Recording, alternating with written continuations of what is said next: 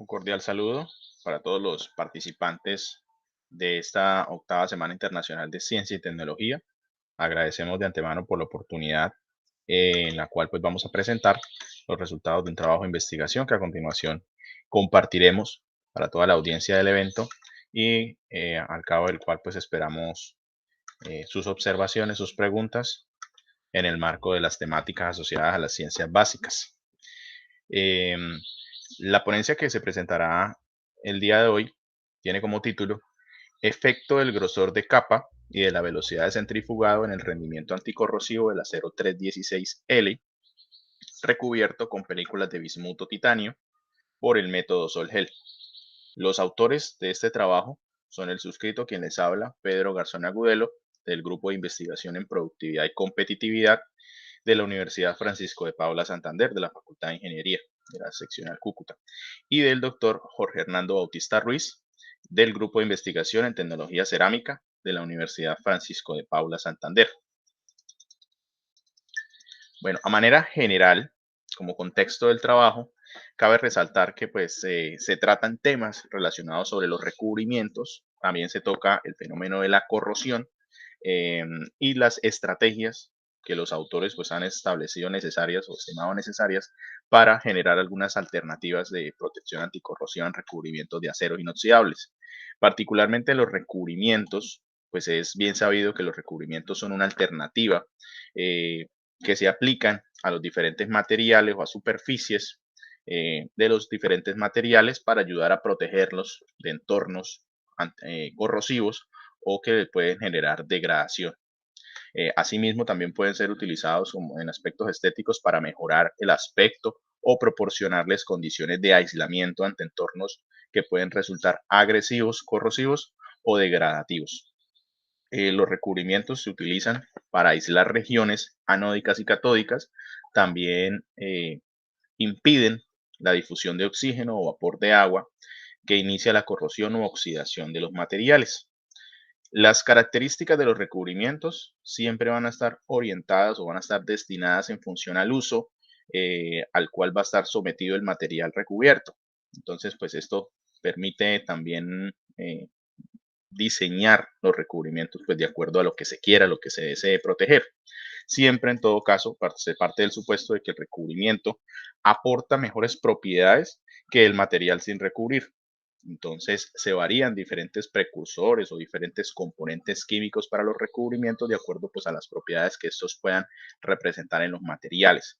Los metales son unos materiales que habitualmente suelen ser objeto de recubrimientos, sobre todo por temas estéticos, por temas también de protección anticorrosiva, eh, para mejorar la vida útil de los materiales y también por algunos diseños o aspectos ya específicos de la población que va a usar estos materiales. Específicamente los aceros, hay una gama muy importante de los aceros que son los aceros inoxidables. A pesar de su característica de inoxidabilidad, los aceros también se pueden, a pesar de ser inoxidables, son afectados por la corrosión. En una menor medida, claro está, de otros materiales que no tienen esta propiedad de ser inoxidable. No obstante, pues los recubrimientos en este caso se utilizan para disminuir la progresión de estos fenómenos de oxidación o de corrosión y aumentar pues la vida útil. Ahora bien, hablemos un poco de la corrosión. La corrosión es un defecto que provoca el deterioro de las propiedades de los materiales. Ya comentábamos que principalmente en este caso de los metales y acorta la vida útil, el ciclo de vida y provoca una pérdida de su eficiencia. Por ejemplo, en la industria en la industria metalmecánica, donde se utiliza una gran cantidad de metales, en la industria constructiva también, en las obras civiles, pues esto, el deterioro producido a partir de la corrosión, pues va a generar inclusive riesgos en la estabilidad de las diferentes estructuras. Entonces, por ende, la ingeniería recurre a alternativas como los recubrimientos para poder disminuir la incidencia de este fenómeno, como lo es la corrosión. Eh, Se dice que pierde la eficiencia por ende también pues en su aspecto estético los metales pues se van deteriorando y eso pues genera una necesidad para la ingeniería. En las aplicaciones en las cuales se estima la utilización de estos materiales, supone la corrosión también un problema tecnológico, ¿sí? Y económico, desde luego, porque para eh, el mantenimiento de estos materiales por parte de las industrias, pues genera que pues, se tengan que estar utilizando pinturas, recubrimientos, revestimientos anticorrosivos y esto pues genera un costo en los programas de mantenimiento, lo cual pues también incide en la parte de los costos. Esto conlleva, pues, en este caso, a los investigadores a plantear cuestiones acerca de cómo, específicamente para el caso de los aceros, se puede reducir los efectos de la corrosión. Se tomó como objeto de trabajo el acero 316L, dado que es un acero dentro de la gama de los aceros inoxidables que tiene una gran aplicación dentro del entorno de la industria médica. Eh, eh, es un acero bastante costoso, es un acero también que tiene un alto índice de respuesta anticorrosiva. Sin embargo, para poder mejorar y optimizar pues su rendimiento anticorrosivo, también suele ser utilizado para se- para recubrimientos, dado que pues a pesar de ser uno de los más eficientes en este ámbito anticorrosivo, pues también es afectado por este fenómeno. Entonces, ¿cómo podemos reducir los efectos de la corrosión en materiales como el acero 316L?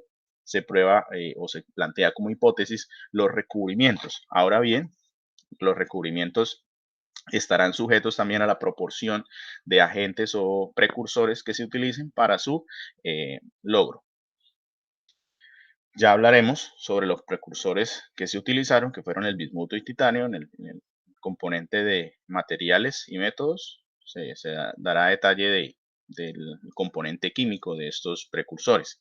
Ahora bien, en cuanto a la técnica de posición que se ha utilizado, pues se utilizó durante el trabajo, pues primero me gustaría comentar que existen muchas técnicas de deposición de recubrimientos sobre materiales, dentro de las cuales podemos encontrar, por ejemplo, la electrodeposición, la electroforesis, la desedimentación, la termoforesis, el recubrimiento por inmersión o llamado deep coating. También tenemos el spin coating, que en este caso fue el que nosotros utilizamos, que es esto, el recubrimiento por giro o centrifugado, que son algunas de las más importantes. En este estudio, pues empleó la técnica de spin coating o por rotación o centrifugación, dentro del método, pues tomando como base también a su vez el método Sol-Gel, que es el método que nos permitió sintetizar las películas de los precursores para los recubrimientos, para, digamos, generar estas películas que posteriormente se aplicaron sobre el acero 316L como sustrato. El Sol-Gel, por su parte, pues es un método bastante eficiente que ha demostrado pues unas altas ventajas y unas altas propiedades en el desarrollo de películas delgadas. Este método consiste en la hidrólisis y la condensación originada a partir de precursores alcóxidos eh, o compuestos organometálicos.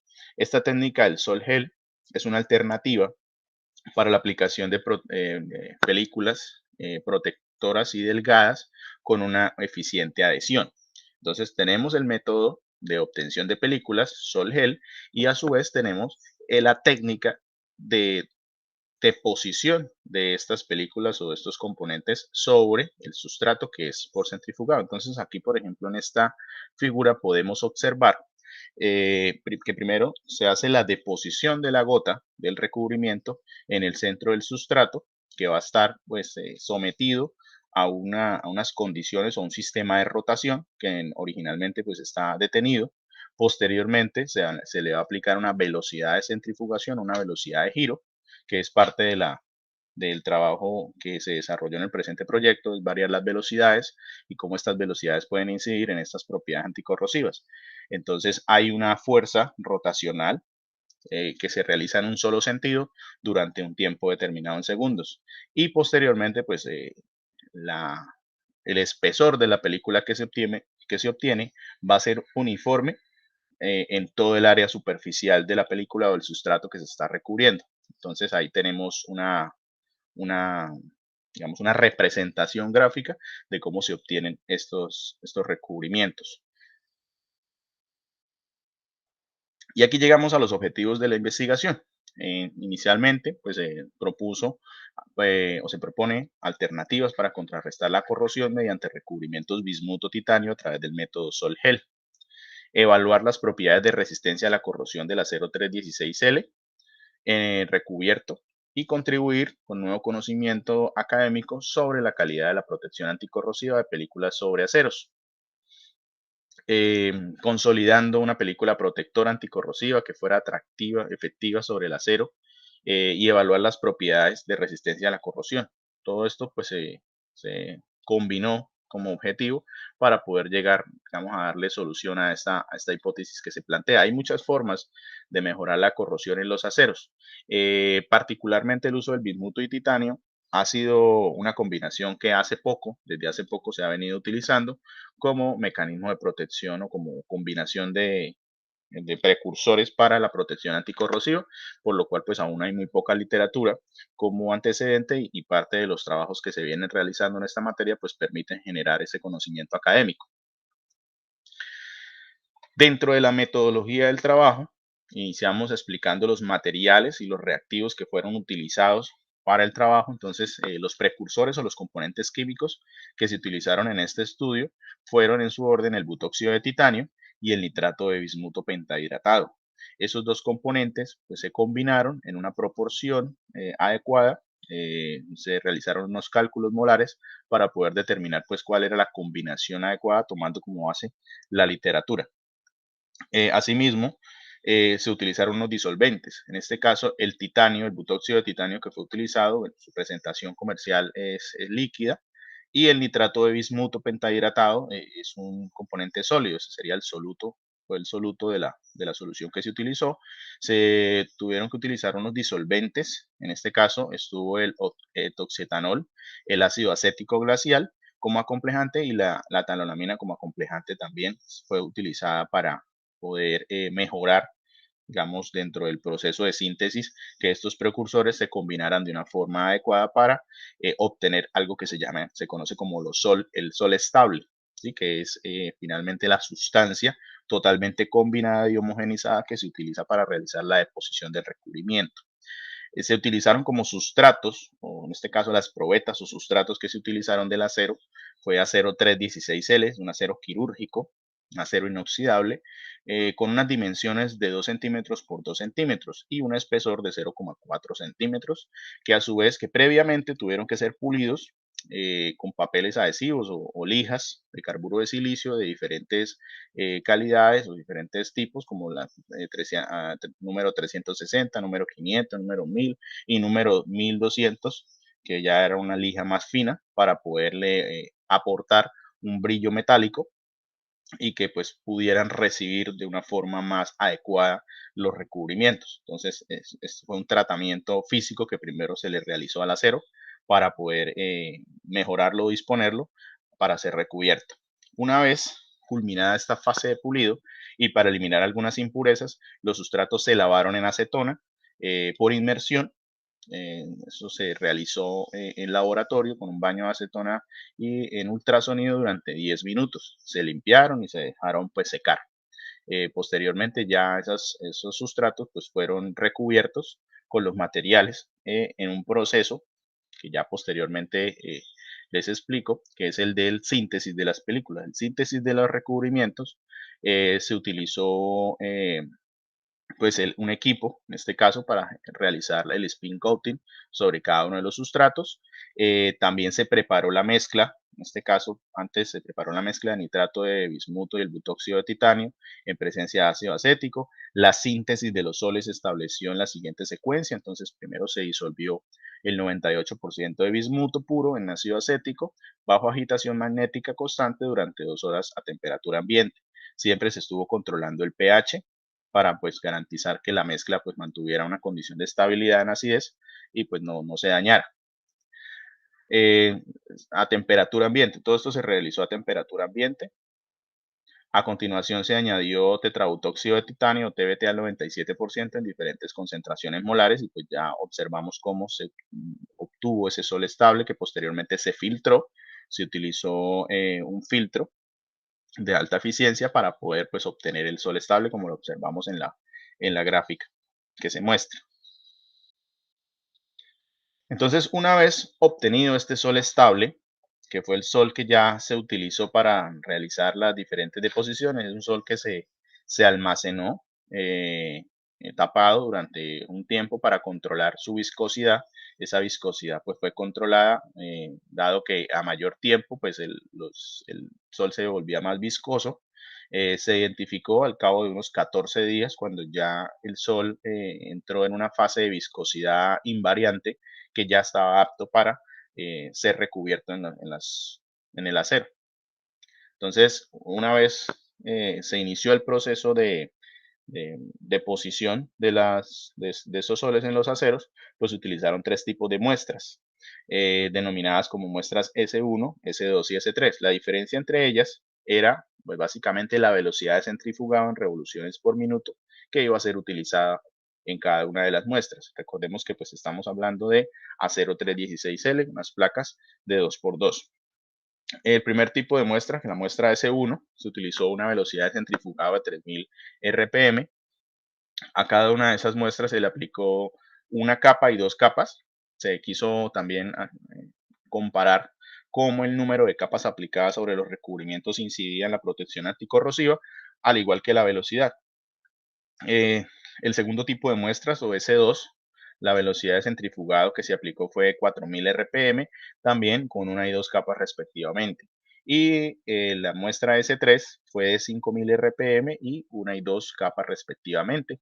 Es decir, que aquí tenemos las combinaciones de las probetas que fueron recubiertas, como para evaluar ya cuál sería la respuesta anticorrosiva a partir de lo que se conoce como las curvas Tafel. En los resultados y discusión se obtuvieron las curvas Tafel, que posteriormente fueron analizadas para identificar cómo, desde el punto de vista de la corriente de corrosión y el potencial de corrosión y los valores registrados para cada una de las tres tipos de probetas, con los recubrimientos, con el número de capas utilizadas, pues cuál mejor, significaba un mejor comportamiento en comparación con el sustrato 316L sin recubrir. Entonces observamos que para la probeta o para el sustrato, para las muestras recubiertas con una y dos capas a 3000 RPM, entonces encontramos la curva, tenemos la curva de potencial anódica y catódica. En el caso de la de dos capas, es la de color azul, y la de color rojo es la de una capa. Entonces encontramos que la de dos capas adopta valores positivos para el potencial de corrosión, eh, y la de una capa pues se mantiene dentro de la región negativa del potencial de corrosión. Esto significa, o esto representa, pues un mejor comportamiento anticorrosivo, ¿sí? En este caso de la de dos capas.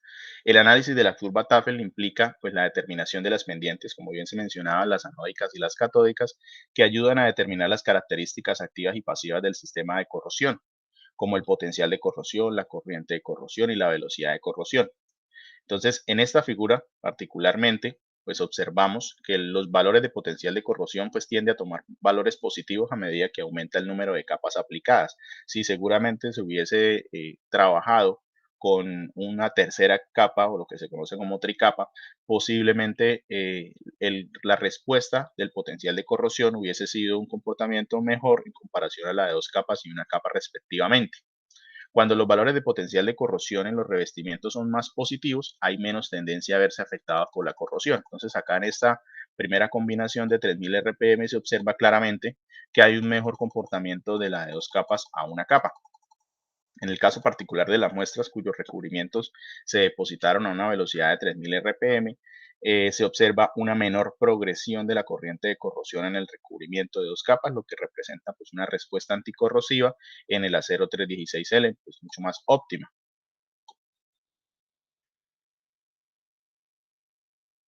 Ya para el caso la, de la figura que muestra o que representa la protección anticorrosiva de la curva Tafel a 4000 RPM, hay un comportamiento mejor para las dos capas en comparación a una, pero pues la diferencia no es tan representativa, tan significativa.